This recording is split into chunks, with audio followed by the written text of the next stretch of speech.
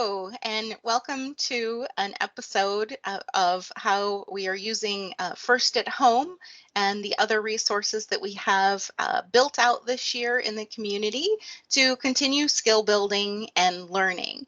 And today we have with us Coach McFarland, and she is from the FTC Team 17037, the MoCo Studs.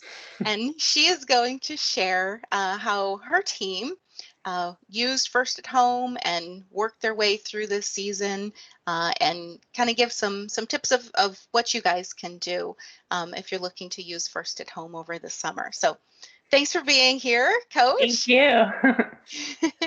And so let's start off and tell me, how have you engaged the competition team members in particular using First at Home? So we had an FTC team this year that, of course, like many other teams, was looking for ways to get outreach in. And with COVID, our traditional methods, which were like big events, Lego STEM night kind of things, just weren't an option because we were mostly hybrid and remote as a team. So I was just looking on the first website, like to see what was out there, and came across the First at Home curriculum.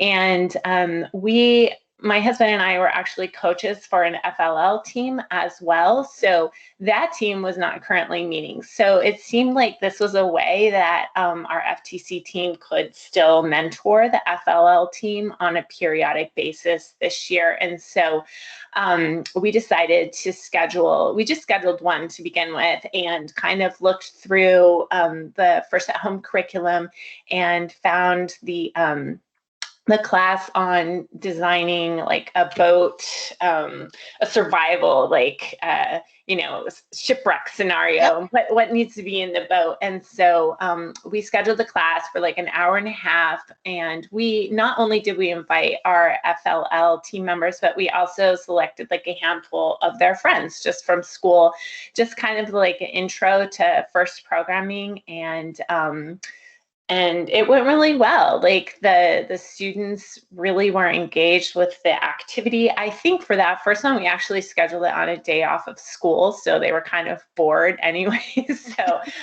it was a nice opportunity for them to get together and chat, and that lesson was really collaborative as well. So they had to like talk through what would be in the boat, and they enjoyed that method of coming and thinking about science in a different way from school. So for both of our activities that we did, we had like 2 FTC team members and myself, the coach, sort of supervising the smaller groups of, I think we had 12 to 15 students for each class. And this was a mix of FLL teams and just students that were not involved in FIRST programming.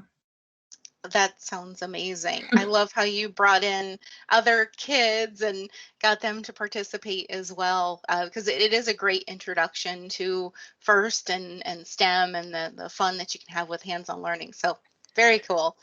What do you think was the benefit to your team using First at Home? Like, did it prepare them better for the season? Do you think there was some skills that they built that maybe they don't normally consider building or looking at, like learning about, during regular season?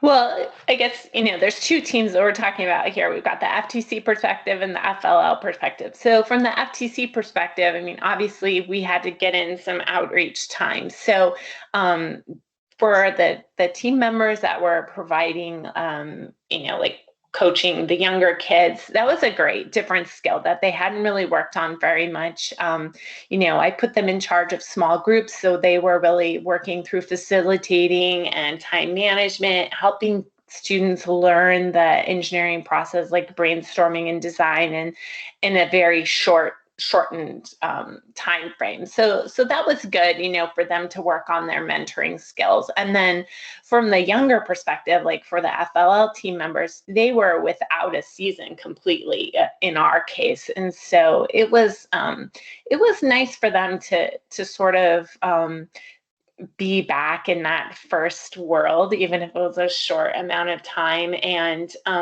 also, it was really great for my FLL team members to have non-first students in the call, because there was several times that I was like, hey, now you guys have done this. You know what it means to brainstorm, or you know what this word means in first lingo. And so, think in terms of core values here, or think in terms of the design process, and can you share what you learned last year with the students that may not be involved in first, so they kind of have an understanding. So I think there was definitely benefits for both sides of the participants.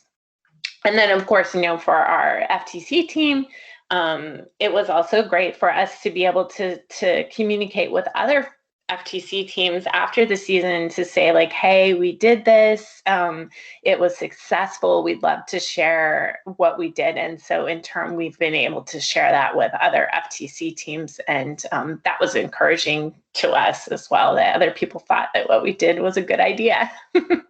I love that. You sound like an amazing coach. Those are really good coaching tips to pull that information through to them and really get them thinking about, what the other students that they're collaborating with don't know and what they do. That's a great little kind of self-reflection and use of core values. I love it. So I think we kind of answered the other question already. But maybe something a little bit more tactical, so that anybody watching this, if they're thinking, well, how did they really use this? How did they structure it? So could you just briefly walk us through, how you were talking about the Zoom call and stuff. So did you provide the activity to the students ahead of time? Maybe just a little tactical example of one of those sessions that you did. Yeah. So I guess the first thing is, I read through all of the sessions. The curriculum that we used specifically was the one designed for 4th through 8th grade, and I believe there's 12 sessions. So we weren't prepared to do all 12 sessions. So I looked through them and found the one that I felt was most appropriate, or we did two. But I'll walk through the bridge design one. And basically, I took the provided material from first, and I kind of scrubbed it through. So I pulled out some of the more teacher specific lingo parts, like the goals and that sort of thing, removed that. So I created like a student PDF version or a Google Doc version that then the parents could download from our website prior to the Zoom.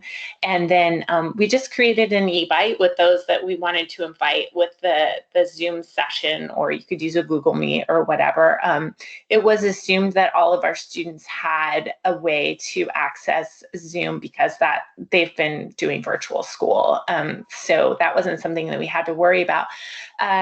So we told the parents that they needed to download the materials prior to the class, and then I made sure I had 2 team members lined up to participate in the Zoom. If you had a larger group, you definitely could have more than 2. And we wanted to be able to give service hours credit through the school system. So every school system is different. So if coaches want to make sure they could do that, they definitely need to be plugged into understanding how that worked, because we did have some unusual rules that are not first rules, but just like the breakout room couldn't be with a student, so just know like what those rules are ahead of time.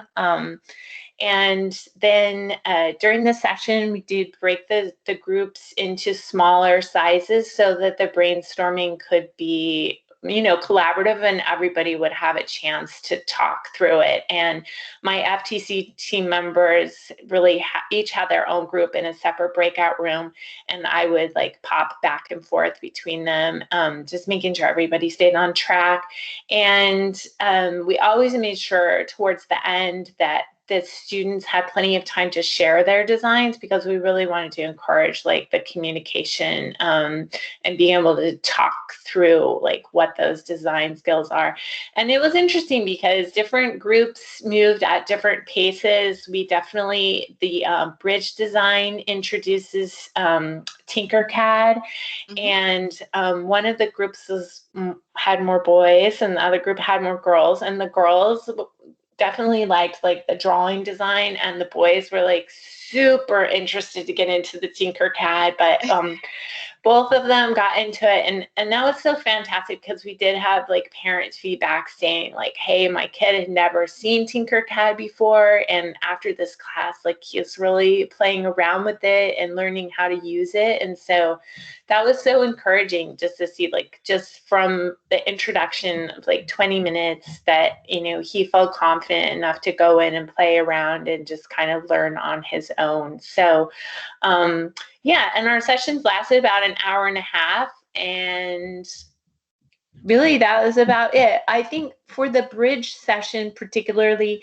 one of my FTC team members did some prep work in advance, so she created like a little slideshow just to come up to speed on all of the different bridges and the technology. One thing we were cognizant of, we didn't want our students just like going into the internet and uncovering, you know, who knows what. Anything, Yeah. right? So since we weren't like right there with them, and we didn't have screen protections on for them, so we kind of provided some of the links ahead of Right. time, and also that was a time management technique to just say like, hey, here's where you can go, and then we really talked about, you know, what was there. But yeah, we've found some videos like, you know, the Tacoma Narrows Bridge was like really impactful, you know, and so we did a little bit of prep work for that one, and I think the next one we're going to do is the roller coaster design, so we'll probably do a little prep work, and that seemed to help. You know, my TC team members may not have at the tip of their tongue all the types of bridges that are out there and be familiar with all that lingo. So anyway, yeah, I love it. That was the process we used.